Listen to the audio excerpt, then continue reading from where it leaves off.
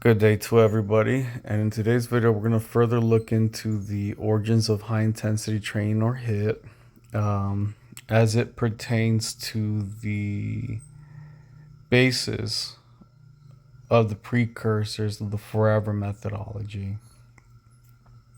So, heavy duty. Mike Menser turned tragedy into triumph. He took what he learned from Arthur Jones and he plain and simply did his best to keep it from changing. Okay. However, he added things to it that kept the core fundamentals and principles and theories sound and in check. Okay. In particular, with his heavy duty training, he further cut down the volume, okay, to about 1 to 3 sets. And he further cut down the accessory work to about 3, no more than 5 per body part.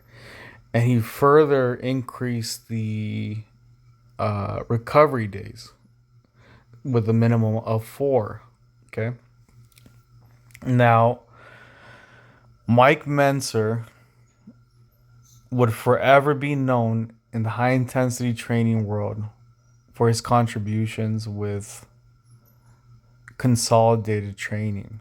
Plain and simply, consolidated training is where you do away with the accessory work, you do away with the overstimulation exercises, and you keep the meat and potatoes of the meat and potatoes. All lean, all meat, all beef, no fat. Um, Consolidated program. Now, as you can see, on top of Mike Menser, we have Dorian Yates. Dorian Yates is important because Dorian Yates would be regarded as the first Mr. Olympia to win using the high intensity training methodology. Now, this is factually incorrect. Sergio Oliva would be the first Mr. Olympia. Um, However, Dorian Yates would be the person to explode high intensity training yet again. Okay. Um, he would bring it to the masses and to the forefront. Okay. Now, Dorian Yates, he had some contributions.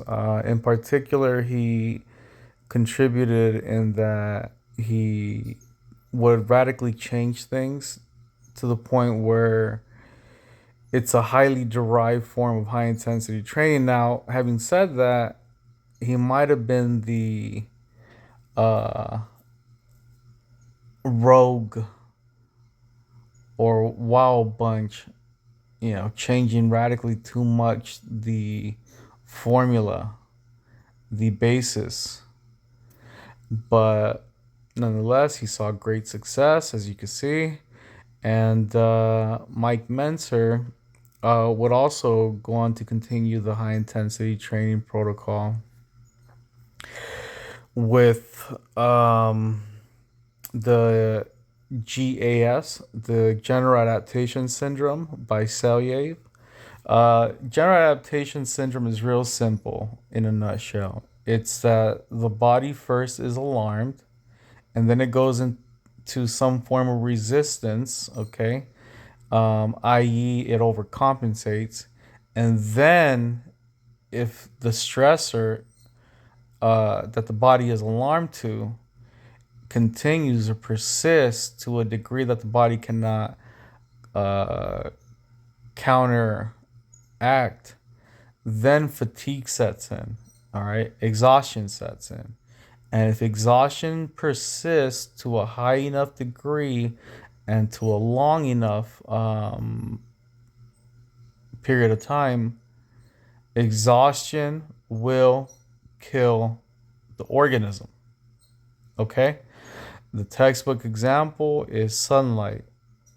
Sunlight yields the melatonin in your skin to darken up or to tan. However, if you're in the sun for far too long, not only do you increase your risk of skin cancer, but you also increase the risk of um, going into uh, solar heat stroke or solar poisoning, sun poisoning, and luckily for us, there's nights, but nonetheless, if the organism does not get ample rest, recovery, and allows the body to overcompensate and reset or recover, it will lead to exhaustion, fatigue to a level of death. Okay. Now, Dorian Yates, all right, uh, would go on to win several Olympias, all right, and he would give a lot of validation to the mainstream about the high intensity training protocol. Anyways, this is Bobby Forever. Thank you very much.